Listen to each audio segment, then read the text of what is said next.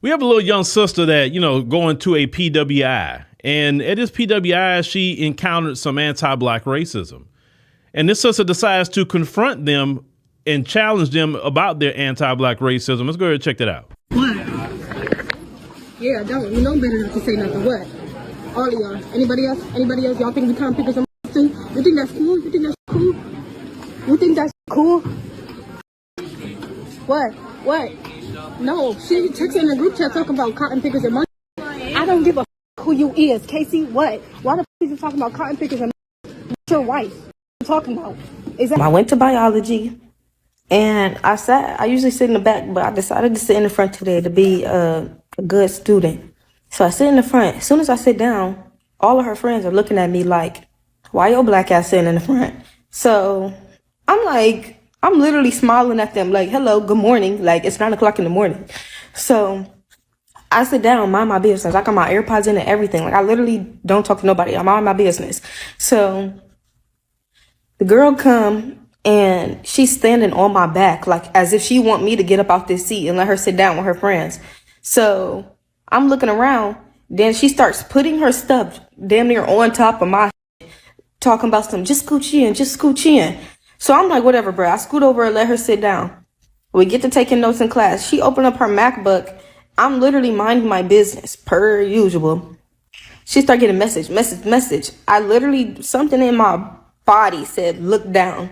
I looked down. This is the name. This is the name of her group chat.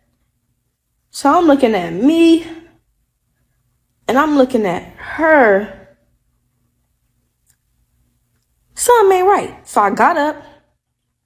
Boom, went straight to the bathroom to call my dad because I'm like, no, I know me. I'm not about to get over. I'm not going to give her a big reaction that she wanted. Yeah, so I went back in there and I tapped her on the shoulder, asked for her name so I could go report her.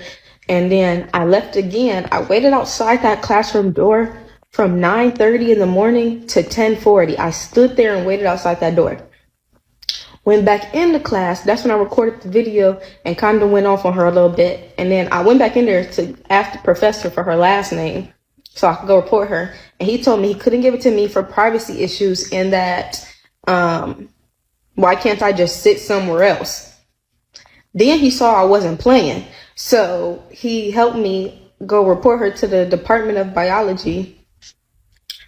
But yeah, y'all. So she gonna say, you don't know me. Why do I have to know you to look at you dead in your face and see that you're Caucasian and you talking about this and monkeys? Now, a long while ago, I had wrote a book, Passive Aggressive Racism and the System of White Supremacy. And one thing I learned while writing that book and also my years of studying racism, white supremacy, I learned that it is not isolated incidents of anti-Black racism with the folks. It is a culture. Let's just go all the way back. You have to understand our interaction with them. Our interaction was never positive. It was extremely negative and anti-Black racism, anti-Black genocide, anti-Black, everything you could think of. Okay. That's been our relationship. We was in slavery 250 years. Then get out of that, go right into the Black codes, go into Jim Crow, sharecropping, convict leasing. We have always had a negative relationship with them. It was not nothing as really positive as a majority. It was always something that was negative. When I realized that the same anti-Black racism that's in the 1950s, the 1910s, the 1800s, is still in 2024. I realized I realized that it is a culture. Anti-Black racism is part of their culture. They pass down that culture to their children, because why are their children in 2024 saying the exact same thing that they were saying in the 1960s? Those children in 2024 did not live in Jim Crow South, segregation.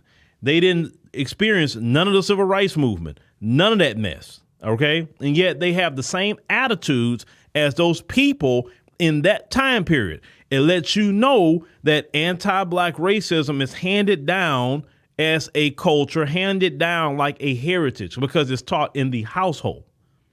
And that's why it doesn't surprise me. It doesn't make me flinch. It doesn't even upset me, because once you understand that it's culture at that point, that is their culture, then you know how to deal with their culture. Now, do all of them practice their culture? I would say the majority, but there's a minority who don't. Because just because they may not be saying a word to you, them maintaining their privilege, which comes from anti-black racism and oppression. Even if they're just for them to maintain their privilege is anti-black racism. So they may never, ever say any kind of slur or whatever about a black person. But if they want to maintain their privilege, that's still part of the same group that practices anti-black racism. You understand? And we have to teach our children that that is a culture. We have to understand that the majority of the world is anti-black American. Okay. And that's okay. That's okay. I'm not upset by that, because I'm not looking at other groups to love me, to accept me. I'm not looking toward that. Now, is everybody throughout the world that way? No. But when I see it, I'm not, oh my God, and I'm hurt. No. No, Lord, no. It's beautiful once you understand a whole lot of things. What I focus on is my overall community and making sure I'm good with my community. As long as I'm good with my community, I'm straight. I don't have to be good with no other community but my own. Now, somebody else outside my community, like me, like what I do, or whatever the case may be, cool. You want to be an ally? Perfect. But I look at you as an individual ally. I don't look at you as a group, because I never look at a group as an ally. I look at it as individuals. You know what I'm saying? But to that young sister, you check them. You do check them on the spot. You did right. You do right. You don't sit up there and just take it. No. Because one thing about them, they a lot of them are cowards, and they don't like to be put on Front Street. They don't like that. And that's one weapon that you have. Film that and check them on the spot and put it on the internet, because the more and more people see them, the more and more they're going to have to be whatever they're going to do, they're going to have to keep that at their house. My thing is, you can do it, say whatever you want to say about me in your house. Because when you get in public and you say it and I hear it, then we're going to check you on that. It's just that simple. I'm not saying put a hand on them or nothing. If nobody's put a hand on you, don't put a hand on them. But hey, we are the kings and queens of roasting.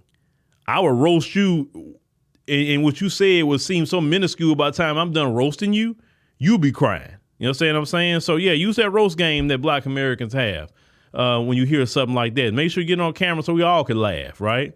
But yeah, we like calling us names like it don't. That don't make me flinch. I just kind of laugh at them, because I realize, like, okay, that's all you have to say, the same old wash, rinse, and repeat words and stereotypes. Like, man, can y'all come up with some new ones?